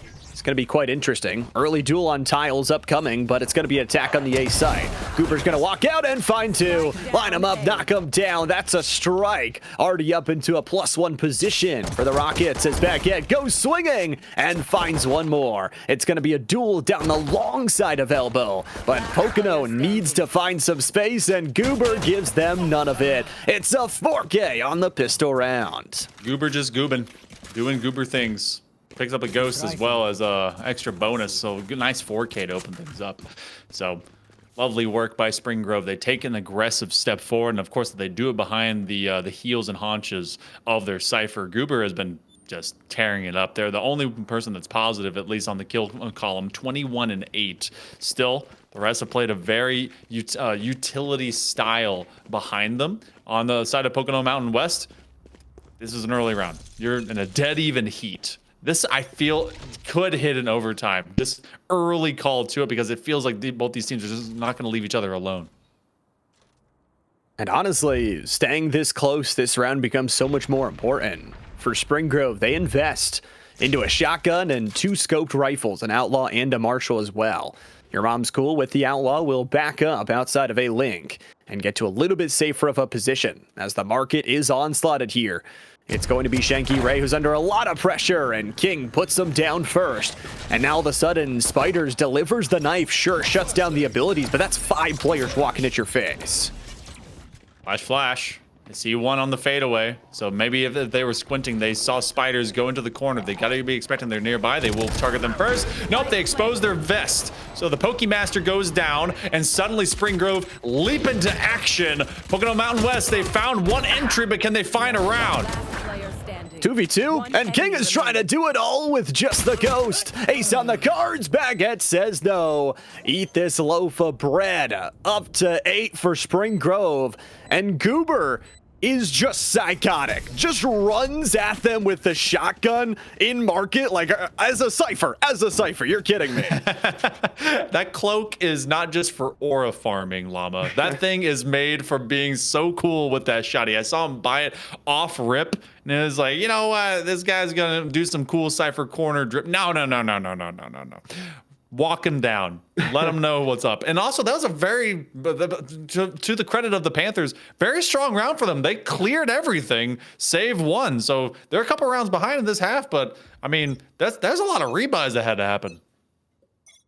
It's a lot of SMGs here for the Rockets as they move in to round number 15, trying to work off this crossfire setup once again. Knife is gonna not catch anybody, destroyed just in time. And some of those low nades from the KO will work. So Shanky Ray on this crossfire setup with Spiders, double tap shield activated. And a nice fire wall will deny a 2v1 crossfire. Undercut hits, and Pocono have to be careful. Couple of them that vulnerable for all of a moment. Oh, leaping into action a bit too ambitious this time. Everyone's got Goober's number, at least into that capacity, and a couple will eventually fall. The defense is starting to get swung on. Cherry Sleepy is not a person that you want to be sleeping on. Oh my goodness, looked like they were about to teleport out, but Baguette catches them on timing, and now it becomes a 1 versus mini. Baguette, they lose sight. Oh, that was a fantastic execute. Fake boss coming from one side of the tower while the curveball hits the other. So they find the round off of their buy, and Spring Grove, because they did invest Llama, they're in an even weaker position now. And a lot of those Pocono players saved over weapons. So this is a little bit disgruntled of a buy for Spring Grove as they head into this next round. They're not really changing up their defensive structure either. They're kind of rocking this 2-1-2, keeping the Cypher over here at B, trying to kind of isolate now, saying that they actually moved the Cypher over to B is what I meant, where they had Shanky Ray kind of playing as that crossfire setup. So maybe the tripwires will be better here in this next round. Also, I mean, now when they bring over their robot of death, Spiders has a good utility kit to at least kind of slow down a direct entry. You throw that fragment, they got him off of at least a flash drive. They can be able to get him from that 0-point knife just to slow the roll, but you have the one-way setup that will delay. Still, you send in the man that has a second life. They can get some information and maybe just a fake life. Gonna wall of fire. How about a curveball? Have one too. First life is gone. Still a 5v5, but King is gonna make it a 5v4. They've got so much control. Plant yet to go down until Wingman puts it in the dirt, and Baguette will also put one in the dirt. Cherry, such a huge Trojan horse for this team, is taken down, and along with it, some of their smoke ability for Drip and crew. They're just getting utilitied out here. Shanky Ray with a headshot, and they're picking up weapons of their fallen opponents to retake all this space. Mosh is there to try and delay. Spike is up to half. Rice goes for the 1-for-1, but again, they're just getting absolutely angled out here. Spiders going for a headshot, but Rice takes one instead. Dizzy goes out. Shanky Ray for 3. Your mom's cool for the Clutcherson. I've never heard such a enthusiastic "your mom's cool." That needs to be you just pointing upwards on a t-shirt, "your mom's cool" across the top of the chest. Buy that for Mother's Day, folks. Make sure to invest in Llama 77's "your mom's cool" t-shirt. They will be out this spring. But 7-9 and a good recovery, to be honest, considering that they had such an awkward bye after 4 Spectres were bought in the preceding round to that 16th. So Spring Grove keeping it kosher, and your mom's cool hitting marks when they need to, especially off that Marshall. I love it. I mean, kind of suggesting that Pocono wasn't going to invest in the shields and predicted right in back-to-back rounds. Now for Spring Grove, they've got 3 ultimates online, and, you know, for them, this is something interesting where, again, they've rotated the Cypher back. They're keeping the KO on B, but decided to put those tripwires up nearest to A. For the Panthers, they've got a lot of players here. Similar setup, so Spiders, if they would have shot, would have garnered a few kills there, but is going to decide to play the right side angle. Curveball going, flashes there. Rice on a 1-for-1 will eventually take him down, and Shanky Ray is unsuccessful on the kill contract. Sometimes you go fishing, and sometimes the French find you. So in a 2 versus, make it a 1 versus. Baguette might need to be coached to walk away from this position. They do find one, but they're going to play the hero. They find a couple. Who am I to say otherwise? Fake Boss will cut them down. So 8-9. In this close. This feels eerily similar. Deja vu is tingling at my temples right now, Llama. This is so much the same. A mirror of what we saw in the first half. And these teams are playing close together. And I like that. They're not necessarily changing up their strategies for each and every round, but they're trusting each other. And that's what you want from a high school team, and working off of each other, working off of their flashes. Especially, you talked about Rice and how big they were going to be. Every single time they throw a curveball, the team is taking space. The team is working together to do it. However, this time around, it's a chamber left in spawn. Shout out to the person wanting a cat sitter for their Siamese cat. Siamese cats are pretty fun. Thank you over to Prod for showing that I need to at least pull one of those paper tabs down. Cherry Sleepy is going to be on this lurk. Oh, they don't see the angle. They're about to be templed. Yep. Your mom's cool. Just hanging out, waiting on Ghost Boy to show their head. So now, for the first time in a rare moment, when it's been B, B, B, B all the time, the Panthers are actually sniffing around A. And those angles to stun up from down mid are absolutely there, so Pocono Mountain West, down a player, down an ultimate. And it looks like for the Fake Boss, just going to rotate back through tiles, see if they can garner some space. And maybe if you're Fake Boss, you get one more ultimate orb, you get that ultimate available, and there you go. Tour de Force could be activated, or you could save it for another round. 4v4 here, and look at the space Spring Grove has taken. Look at Goober. Goober again with a shotgun is denied this time. King takes him down via headshot. Neural Theft is going to eliminate Baguette via positioning. And now it's all a free sight. Feeling like an eco situation from out of Spring Grove with 2 Buckies and a single hero rifle. And they kind of do from here. They get the Guardian to find its way through. They're going to have at least an undercut. They've used pretty much everything as a support Spiders for a possible kind of sandwich situation. They want to pincer out. They use that flash drive forward. That mosh pit will chip damage into Spiders, and they end up having to sit in the gack and in the goo. And it becomes 9-9. Spring Grove, they knew to prep for next, but the Panthers are prepping for right then and there. And now there's a lot of ultimates yet again. This could get loud like it was last time. And unfortunately for Spring Grove, even though they have some of those ultimates, they don't necessarily have a ultimate that gives you a weapon, and they don't really have the economy either. So I like that they sell those SMGs. Personally, I think if you just stumble into every single round, it's going to keep putting you behind and behind. And, you know, Baguette says, we don't even need pistols. I'll do it with just the knife. Tossing the free gun away. Like, I don't even need this. Duel me in mid.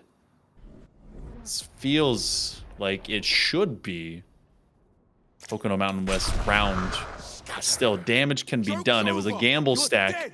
No one exists on B for the defense. Spring Grove is going to have to retake from the other side of the map, so the gamble, well, it will not pay off. Let's see if they get any kind of exits. Panthers in a great position to get to double digits. Spring Grove, though, does have a good entry angle. They're going to send 3 from the spawn side to try and attack it. Second life already gone here, and that's going to reveal where Baguette is. And Nightfall activated a little bit late. 3 are already down, and Rice is ripping them up. It's that backside lurk, and Spiders will try and do what they can with the classic, but they're going to get crunched, and Rice will earn the 3K. It's a flawless round for Pocono Mountain West, and sure, they invested a few ultimates, but it was well worth it because they are now to double digits. Gotta wonder about that Nightfall use. Something with Baguette. I think that play call, if it was even there in the playbook, was on the wrong page. That is done on your executing round, not the one where you're holding just a classic. They'll have full shields, they'll have full rifles, but that is a key component that might come back to bite them in the butt. So as we get to double digits, 10-9, Tour de Force is up and online here for the Panthers. That one's going to be holding quarter, trying to work their way out through mid. And Cherry Sleepy winning first blood again. He asked them if they want to play, and well, Cherry said, yeah, I'll play. Early kill. Takedown on ISO, who is that shielded target. Such a good mid-retake threat from the market position. And now falls all on Goober, who will re-rotate back into market and try and reserve their positioning towards the door side. For Spring Grove, they do have 2 ultimates here, but you've got to reserve a little bit of expectations. If you're down those members again, do you try and burn those ultimates, or do you try and save it for a better one? Teleport will get Cherry into a great position up top here, and while all this is happening, the B assault is starting. Information is given away that at least someone is mid. Well, they expect 2. Cherry Sleepy is not going to expect this angle, but they do find someone pointing down an ADS off of the Outlaw. So they take advantage of the moment, run it through market to circumnavigate all of that Cypher setup. 2v3, it's been done before. They know someone's close quarter combat. Baguette, are they ready for it? They get caught with utility in hand. 1 versus 2. You've got a Rolling Thunder, but can you land the mark? No. Rice and the gang from the Panthers. This is their largest lead of this matchup, up by 2. I love that the confidence is there too to say, we know that playing together would probably be smart, you know, playing off each other, but if Rice rotates out of that market position to try and play with their teammate, they die and it becomes a 1v1. So just decides to play their life in the position they have and puts them not only 4 rounds straight, 5-round wins out of the last 6, but 2 rounds away from winning this best of 1. Panthers were in a bad way early on in this matchup. They've kept very close quarter, evened up the first half. Spring Grove is still searching for that first elusive win. Matches come at a premium. The high cost has been unaffordable at times for them. Down to 11-9 at least right now, but they don't want to slip further in this round. If they lose it, they'll have max loser creds. They really can't afford to find themselves in the back end. That's a slide, and Goober goes down again early in the round. Cherry on this Omen has found every single entry kill necessary. Your mom's cool. A headshot is nice, but you need to retake this market position. RD1 down, Baguette slices and dices them with a little bit of Italian action. The question being, you're still a player down, and Baguette is going to get some really good information off of that haunt. Only 87 HP to go, and for Shanky Ray, that double tap shield is going to expire by the time they send this. Drip trying to regain some of the globules. Shanky gets another one from the top rope, 2v2, isolated 1v1s, and with the knife pull out, Pocono Mountain West is on series point. For some reason, the patience ran out right there around the corner. You got to see, I think it was Shanky Ray. They found the first, but they did not get the comms that the call was someone still top end, just waiting from around that top side of sight. So unfortunately for them, they just kind of went all knives out. So this is the stopping point. 5 rounds in a row. The defense was disciplined, but Spring Grove has found themselves in the pit of misery. So they've got just enough to get the job done. The key thing that's fallen apart is Goober has fallen out early. You're gonna have 5 players top 5. They're ready for this initial contact. Cherry Sleepy was their target, and they just barely get away. Still all 10 staying alive. Oh. Kill contract comes. They'll grab Cherry, but Cherry wins it anyways. A headshot to the dome. Shanky Ray done out of the round. Baguette going forward. Your mom's got one. Spiders gets another. And we're back into a 3v3 set. Neural Theft available from Spring Grove if they want to pop it. But the spike is down. This A-site retake needs to be successful. Neural Theft comes up. You're going to have that lockdown protocol coming from their KO. They're going to have that Rolling Thunder as well. They're going to use this at the same time. They pop their teammate in Goober. The timing is rough. They still will be able to put some foot traffic in there. A big flashpoint. Drip is in the corner. He's going to throw the Dizzy. They try to clear it out again, but they're gaining so much time. Goober gets 2 kills. They have to do it one more time, and they'll have just enough to get the defuse. Spring Grove Rockets, they get off the launch pad a bit shakily, but it ain't done yet. Yes, Monkey Man never lies to you. 0.3 seconds left. That's enough still to get the defuse, even with a couple of heartaches that they provide to the booth here. Huge clutches, though, from Goober, and even more than that, you use the Neural Theft in that last round. Goober is now just 3 away. 3 orbs away from getting another Neural Theft, leads the lobby in kills, and maybe the one for Spring Grove that sends them to a positive position. The problem is still the economy. They have to buy 1 regen shield, and we'll have to see what Baguette invests in. Are you doubting my call that they would be able to get that defuse, by the way? Never. I need to know. It's okay. All right. I had Octopo overtime last week. I'm ready for yet another. They already use the From the Shadows. Seeing who's top site. They will cover with dark cover. Cover. Now they begin the teleport process to try and maneuver in. Panthers know someone's close quarters. It's always Cherry Sleepy that's there to initiate.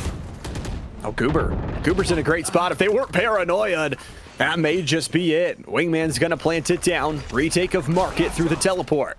Your mom's school is gonna go for the flash here and already trying to deliver some extra utility in. Nice teleport back. Flank coming from Baguette. Plant goes down. Baguette is for 1, but now needs more. SMG from long range is good for 1, but that's it. Pocono Mountain West in an arduous back and forth battle. They are victorious. Up and by 3. Pocono Mountain West survived the sweat fest, the sauna filled with mighty heaters, but it is in fact the Panthers that will go to 2 and 3.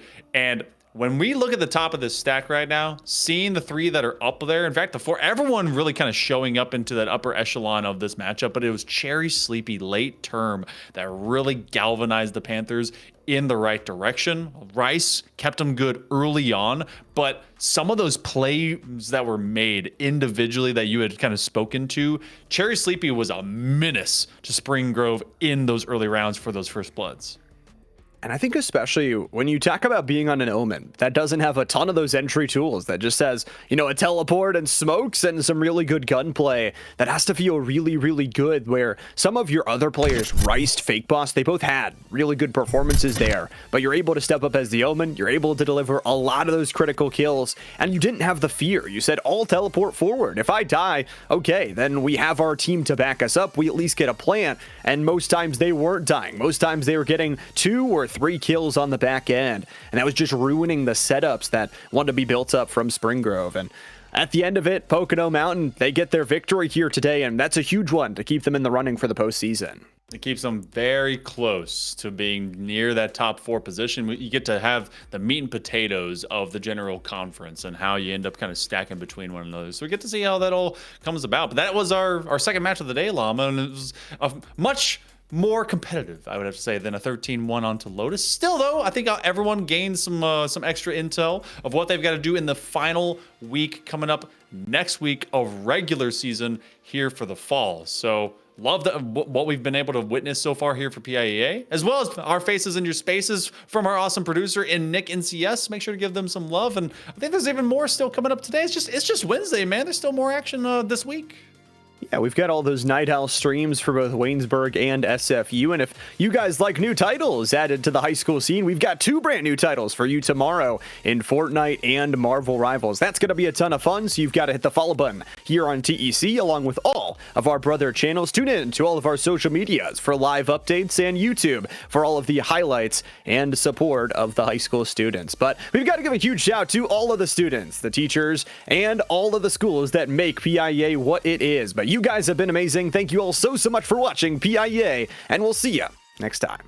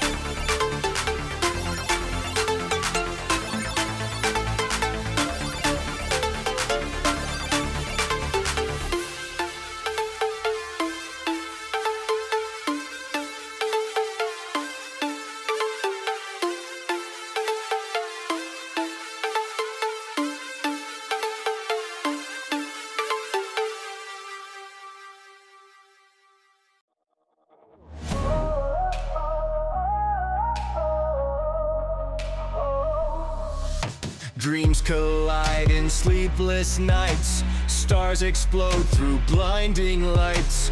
Victories found in the fight. I'm on top, my soul ignites. Life's a game, we learn the rules. Twist and turn like misfit fools. Through the pain, we break the chains. Find the win through loss and gains. I've got a heart that's never quitting. In this race, I'm always sprinting. Feel the power, victory sings. Born to conquer, spread my wings.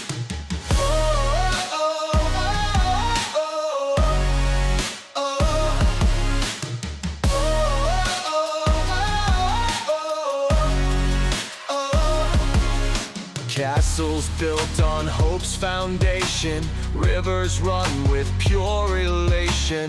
Through the storm I'll find my way. Triumph shines like break of day. Tides may turn, but I remain steady, strong, won't yield to pain. In the end, the truth will show. Strength and heart, the seeds we sow. I've got a heart that's never quitting. In this race, I'm always sprinting. Feel the power, victory sings. Born to conquer, spread my wings.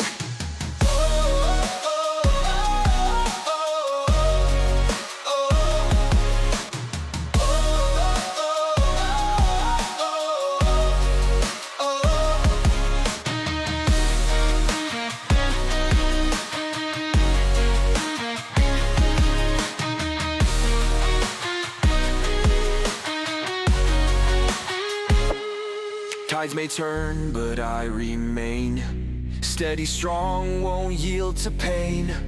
In the end, the truth will show. Strength and heart, the seeds we sow. I've got a heart that's never quitting. In this race, I'm always sprinting. Feel the power, victory sings. Born to conquer, spread my wings.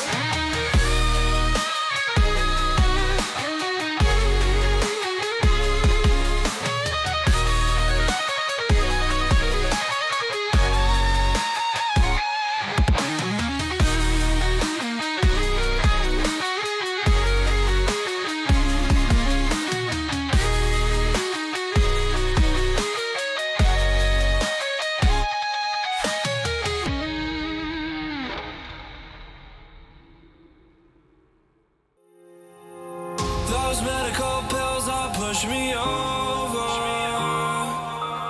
I kill my fill 3 times a day.